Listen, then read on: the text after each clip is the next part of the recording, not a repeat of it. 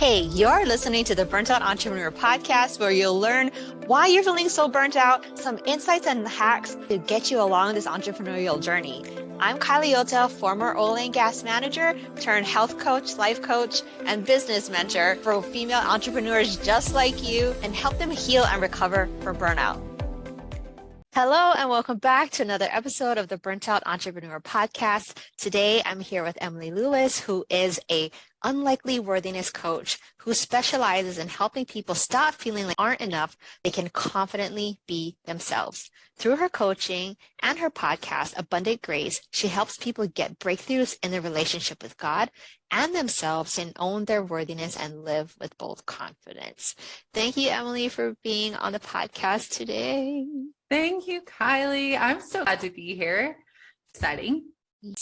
And I know we've talked so much about burnout in general, but also just our relationship with God and like how I love your Instagram feed where you talk about the worthiness factor, especially for us as Christians, because sometimes I was just talking about this this weekend with someone, and she shared her testimony at this women's ministry event, and she grew up Catholic, and like there's this whole big worthiness factor that comes with the religious church, you know, and that's like how it's built in. And we're talking about religion versus relationship when it comes to worthiness.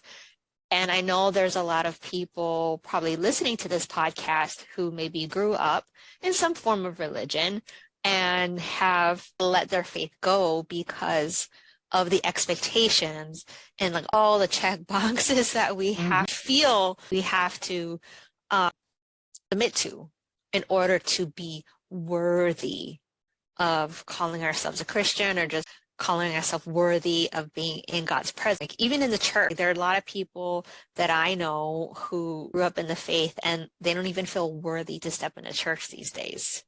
Wow. I think that's a really good point, where we get to the place where we don't feel we're even worthy to go to a church. You hear this saying like, well, the roof will cave in if I walk in, ha ha ha.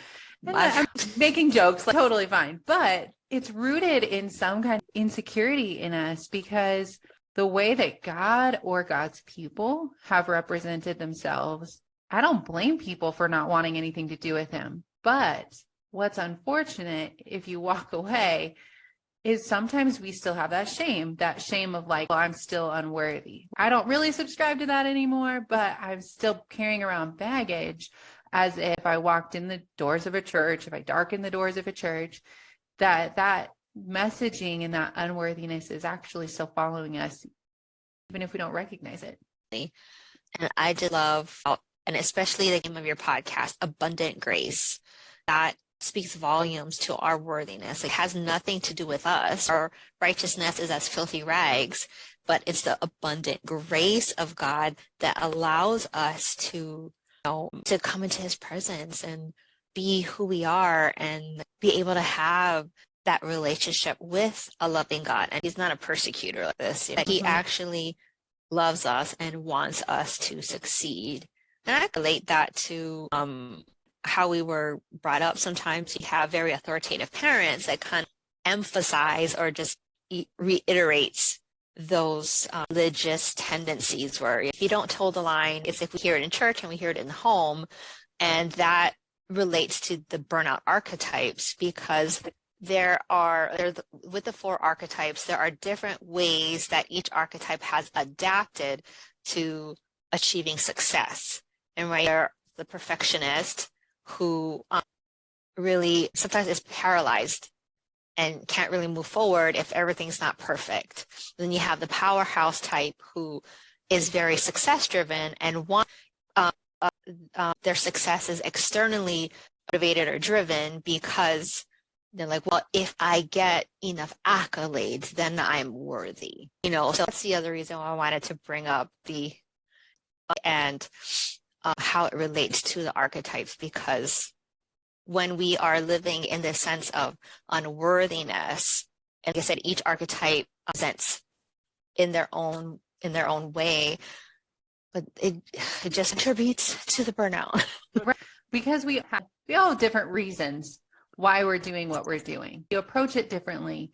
But when our motivation, whether it's perfectionism or powerhouse or the other archetypes, when we're approaching our goals or our tasks with a motivation of, I just want to prove, whether we recognize it or not, we don't always say, I just want to prove. We just want to get it just right. We want to measure up, or we want to be successful, or we want to hit that goal.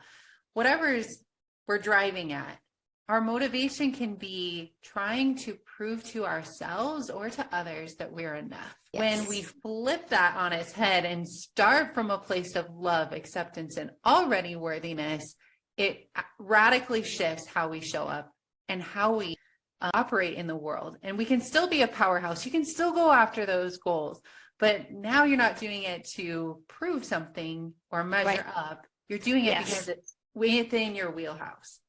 Because that's the thing, right? With each archetype, there's a very thin line between both sides of the coin. But once we settle that worthiness part, we're not going to be driven to the point of exhaustion, because, you know, the exhaustion comes from being, I don't want to say externally motivated, but there are external factors that are driving us, the proof, the enoughness, the worthiness. But once we feel enough on the inside, then we're approaching our goals from a healed space, right? Because we already are enough, for our goals aren't toxic, and it becomes, we achieve success from this healthy space versus a toxic space. Yeah, so good. Love that, just about like how trying to fit in or prove our worthiness is just a recipe for exhaustion. And I'm raising my hand. That was my recipe for my burnout. Right? I was working, and I just recently took my my 4 tendencies quiz. Gretchen Rubin popped up, and I was like, I wonder what my tendencies are, because I love personality quizzes. Right. I created my own, and I came up as the obliger. I was like, oh, I'm very externally driven. That's the thing, right? I'm externally driven, but like my inner man is not that driven. But it's also why I go to the gym and I take classes, because if I've gone to the gym where a class was canceled, and I'm like, I'm here, let's do something. I'm like, I have no idea what to do. Or like what to do, but I really love following a template, a pattern, because it helps me to know that I'm going in the right direction. So the external factor for me is one of my bigger motivators, and I get that. But as long as we understand that is part of what's driving us, then it can also help with mitigating the exhaustion that comes with those patterns. It's not wrong to want other people to like us. It's not wrong for us to want a blueprint. It's not wrong for us to have those motivations. But if we let them drive us to the point where we're not listening, where we're out of step, where we're completely doing things for validation, now we're headed towards exhaustion and burnout, where it's healthy to want other people's approval. And that might sound weird and wrong at first, but we're wired for connection. We're wired for belonging. So it's part of built-in nature not to be like, not to be all off on our own. I can do this. I don't need other people. That's probably a trauma response if we're like, I don't need anybody else. But we do need other people to love us and accept us. The tricky part is when we start shape-shifting or doing things only to make other people, rather than showing up as ourselves and letting that be enough to be loved. I hear you on the shape-shifting. And as a child of divorce, I shape-shifted a lot. So I can be a certain way at my mom's house, and I can be a certain way at my dad's house, because this is acceptable here. This is not acceptable here. And we talked about it on another podcast where one of the guests, she would sing show tunes at one house, and then she would not dare sing a peep at the other house. And it wasn't something conscious, because I didn't realize I was consciously I was doing these things consciously. I was like, this is just the way that we behave here in this environment, and this is just the way that we behave here in this environment. And so I once got into the coaching world and like motivating factors and understanding what drives us and the psychology. Then I was like, oh, this is what was driving my behavior. And we don't understand it's happening all subconsciously. And the brains are so fascinating, where it really tries to protect us. Like that, being a lone wolf or rebel or whatever is a trauma response. And sometimes we don't recognize that. And yet there's a strength to wanting to do things yourself, or very self-motivated, self-driven. All right, there's pluses and minuses to every I guess facet of our personalities, that as long as we harness them, we find the harmony and the balance in it rather than the extreme. So is there a way how you work with your clients? Is there a way that you help them to release these expectations, and how do we let these things go? I think we have to start by recognizing that they're there. And then it's usually helpful to figure out where they came from or what's the story attached to them. We might not get all the way down to the childhood one moment memory. We might not get there. But if we understand where this messaging came from or what we're trying to achieve, for a lot of us, we're trying to achieve worthiness because we want to be accepted. We have fears of judgment and fear of rejection that's motivating us to live up to certain expectations.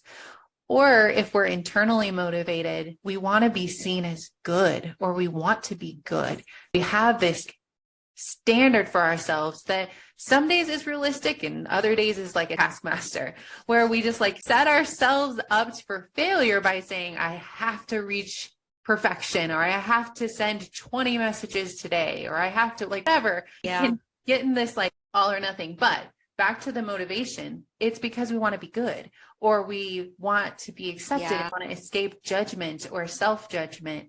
So identifying why am I doing what I'm doing is really helpful, because somebody else can be doing it for validation, and somebody else can be doing it because it's within their like wheelhouse of skills. And we have to be able to delineate between the two and what's healthy for ourselves. First step in releasing those expectations is kind of understanding the why behind us setting that expectation for ourselves in the first place.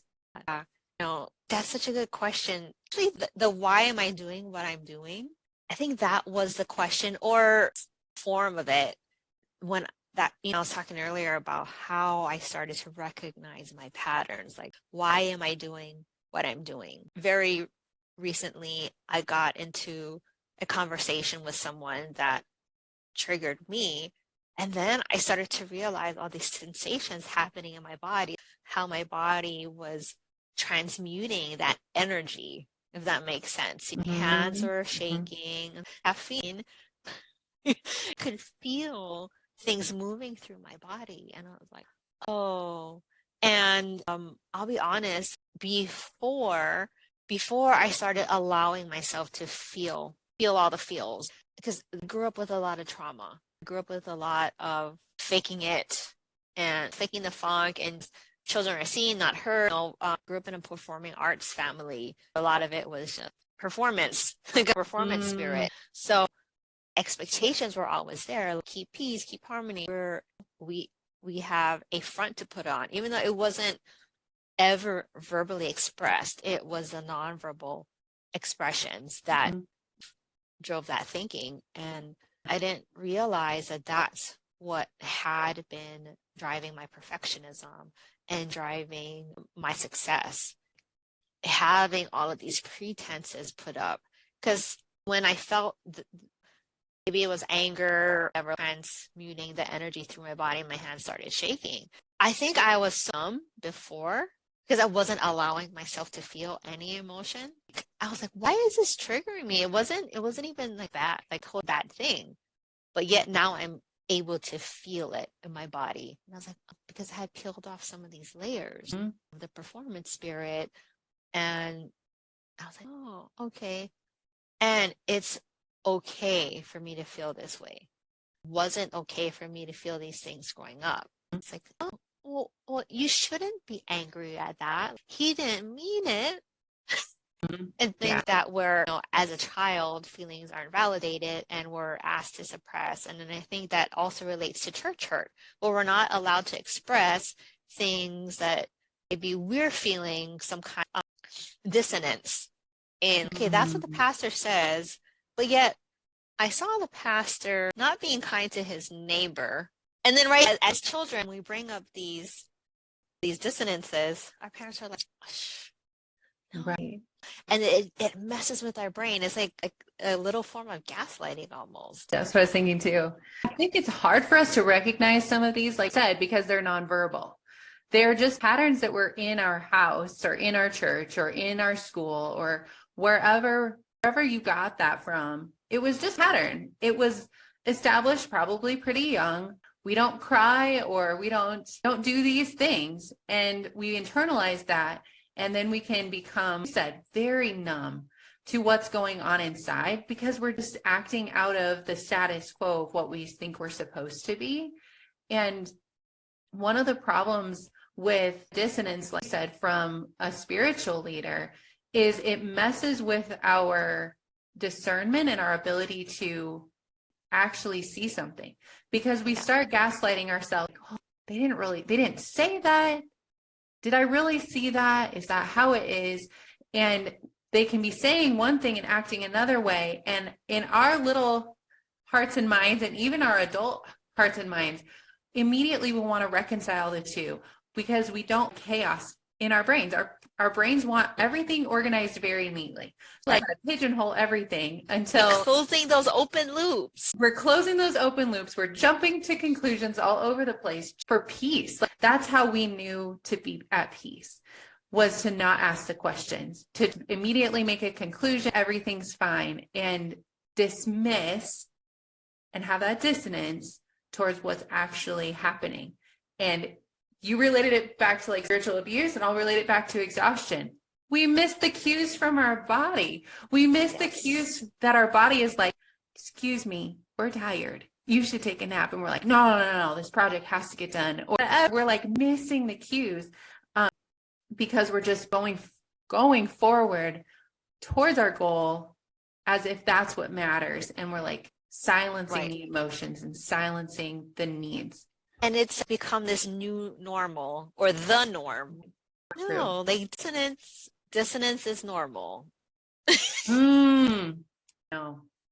Or you're not actually feeling, I'll just say, like, I feel like there's a lot of us who gaslight ourselves. Yep. It usually stems from when we have been gaslit. And then it's those same words that are repeated over and over in our brains. And usually when we're berating ourselves, it's like, oh, whose voice are you hearing? And then that will give you a clue to where the source of that gaslighting or that dissonance came from. And then, for us as Christians, the tool that God gives us is forgiveness. Because I've done a lot of forgiving this year. We lost my grandmother earlier this year. And then, of course, anytime there's a big death in the family, I feel like all the skeletons start coming out of the closet. And not much in our family, but I was just looking at I don't know, that's just how I do. I get very self-reflective at funerals, and I think most of us do, but what is the meaning of life and what's my purpose, especially losing the matriarch of our family. And she was the one that was really, Kylie, you're so whatever, you're so talented, you're so pretty, you should do pageants and you should do this and you should do hula. And okay, grandma. And but just like losing was really the matriarch that kind of the glue that held our family together. And family is intact because my mom has a really great relationship with her sisters, but still having that doing that transition makes you really think about like, what is the purpose? And it's kind of like, well, what would grandma do? Just what would Jesus do? But like, what would grandma do in this situation? Right? And so it's just where I have been the majority of this year after she passed in the spring. It's just like, well, what is my purpose, and like, are my goals? Because there's all right, it's the beginning of the year. We're doing our goal setting and resolution setting, or whatever you do, however you clean your slate for the new year. And I took that time in the spring to do that evaluation. And for me, it was cleansing my goal palette, if that makes sense. Cleansing my expectations of myself. Mm-hmm. It's like, when I die and when I get on my deathbed, what do I want to be known for? Do I want to be known for like that? That's the other reason why I left my corporate jobs. I want to be known for being an oil and gas manufacturer. No, that's just a job. But how would I feel as a coach, transforming people's lives and making an impact on these individuals, and the ripple effect that it will have on their families. And if I change, I was talking to someone, go through all of these like this coaching and branding workshops and whatever. And one of these workshops, I remember telling someone, it starts with the mom. If I can heal the mom, I can heal the world.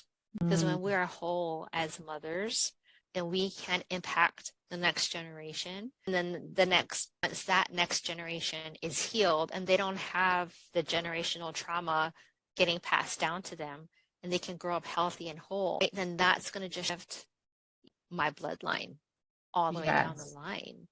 And I was like, if I can just heal the moms, then I could heal the world. And I was like, oh, one of those, those moments. Yeah. I recently heard a quote, and she didn't know where it was from, but she was recently on my podcast. Brittany Clarkson quoted it. And it was something like, it can be so hard to grow and heal because it requires grieving our past selves. And I thought that was so powerful, because we don't give ourselves much space for grief in our culture. We're so busy and we're so fast, and we don't like to talk about emotions. There's like all of the things we're talking about, where we forget to grieve, and grieve without shame, just like grieve who we used to be, what we used to believe, maybe some things that we haven't done. And like you said, forgiveness and letting ourselves heal is required for like that next step, that next growth, whether that's radical rest is that next step for you because you're burnt out, or maybe it's a big move in your business, or maybe it's just loving the people where you're at, like being planted in your neighborhood, in your family, with your people. Whatever your next thing is, it might require that grief and that processing of those past motivations before you can shift to new, healthier expectations.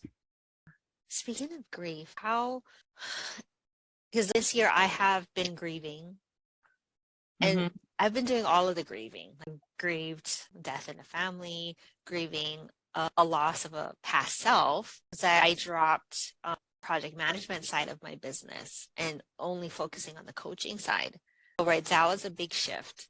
And I did go through a grieving period, although it took me 2 quarters to realize that that's what I had been doing. I had been grieving, and I was going through this whole brand identity shift, which is, it's a whole thing for us as entrepreneurs. Like, we're switching niches, when we're switching even design avatars, our offers, whatever, it is this whole shift. And like, so a lot of us forget to grieve what we've left behind. And is there a way that you recommend to us or your clients how we can really set ourselves up to allow that grieving process to happen? Wow, I don't think that's something I've ever been asked, and it's not something that's come up a lot in coaching. But to give ourselves the space to feel is still tied into not doing things the way that we're quote unquote supposed to. There's so many expectations. J.S. Park talks a lot about grief. He has a book coming out, I think later this year, 2023, about grief, but he's a hospital chaplain. And he talks about how grief comes out all sideways, the way we view it. Some people are just stoic and silent. Other people are wailing. Other people are, screaming or punching or mad, or like there's all these different ways. It's just not one way to do it. And that opens up so much freedom to me to just do it the way that works for you. Not what you think is supposed to work for you, but what actually works for you. Yeah.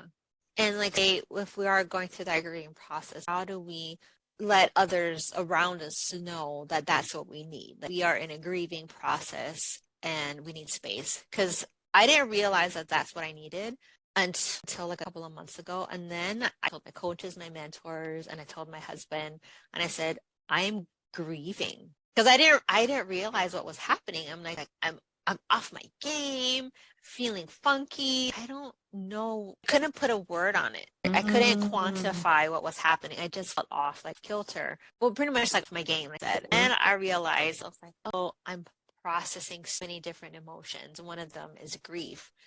And once I admitted it to the core people in my world, I was like, oh, I'm processing grief. Then they're like, oh, okay, so that's, I know something happening. So, yeah. How do we let people know what we need?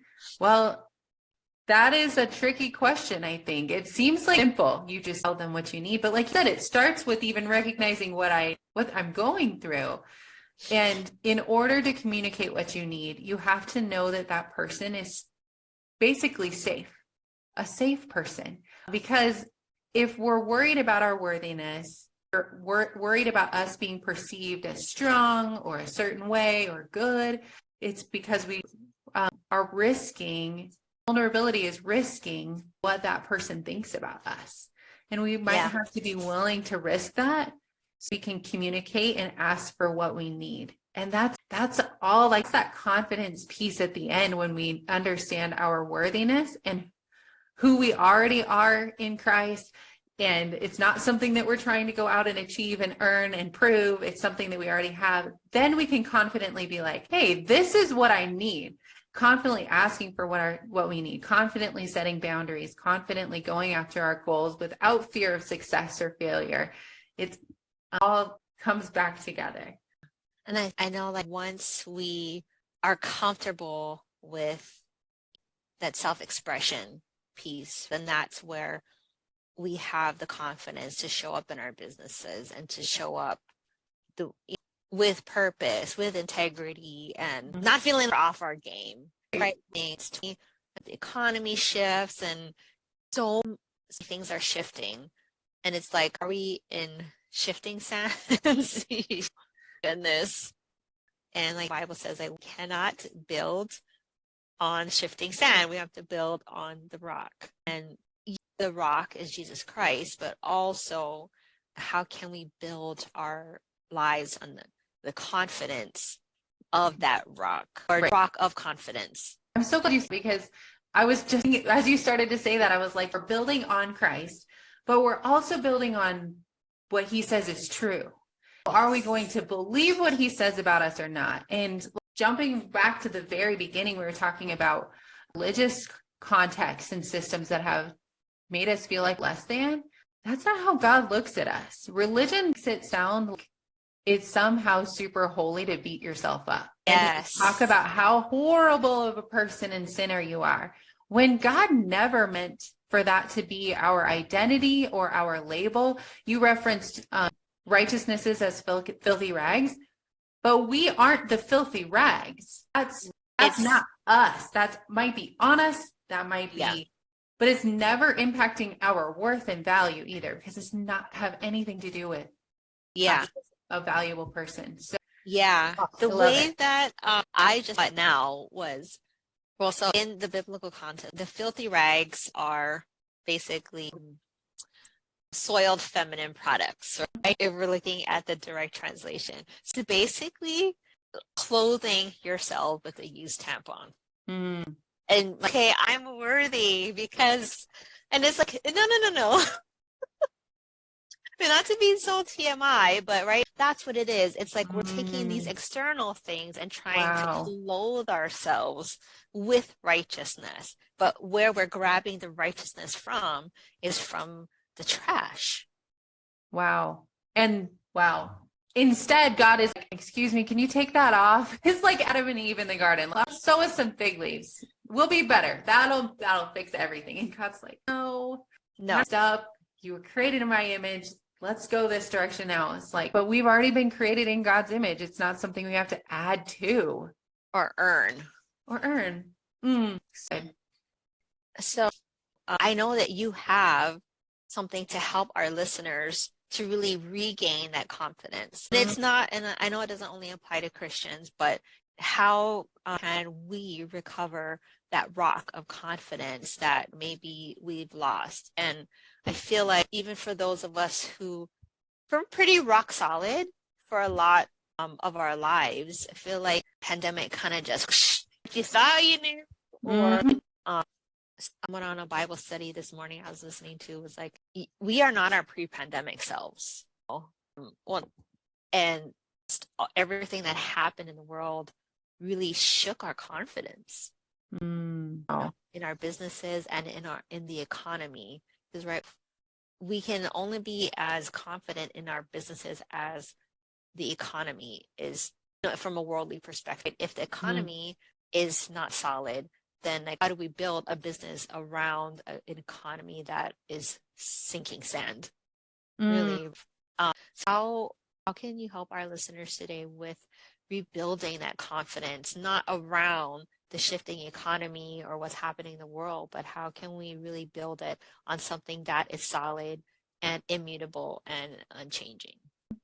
I have a video for your listeners with 5 keys to being more confident. If you want to stop feeling less than, or you want to stop hiding, because that's something that is huge that happens when we're not confident, is like shrink back. We lower our voice a little bit, and we are maybe a little more timid, and we maybe don't promote ourselves here. We don't show up there. We play small. And I don't want that for you. I want every person listening to this to be living your full potential, to be playing all out. In this video, there's 5 keys to help you be more confident. You can get that at emilykluis.com/burnt out. And that's Emily, the letter K, and my last name is LOUIS.com/burnt out. And we can't get enough of these resources, because as entrepreneurs, what I teach all the time is we, as a CEO, are the biggest asset in our business. If we're shaky, we're unconfident, or we're not confident, then that we don't have that solid base. There's nothing to grow our businesses on. That's why having that unshakable confidence is key, not only to your business, but also to prevent burnout. Because I've seen work with some clients, and I'm talking about like my higher tier clients, that when we were chasing profits, it really became this thing where their business was not shaky. And it's not that they weren't confident in themselves.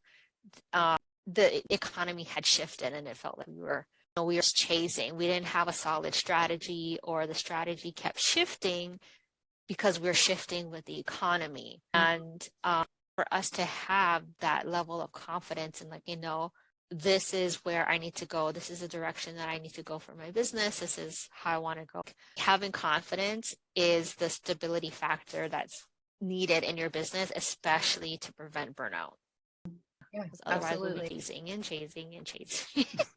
You have to start from that place of worthiness and who you already are, instead of chasing external factors to measure. Okay, and so if you like what we talked about today, like I alluded to in the beginning, go follow Emily on Instagram, TikTok. She puts out fire content about how we can really shift our identities and really understand who we are as God's creation, and be comfortable and confident in our own skin as entrepreneurs, and be able to grow from that base.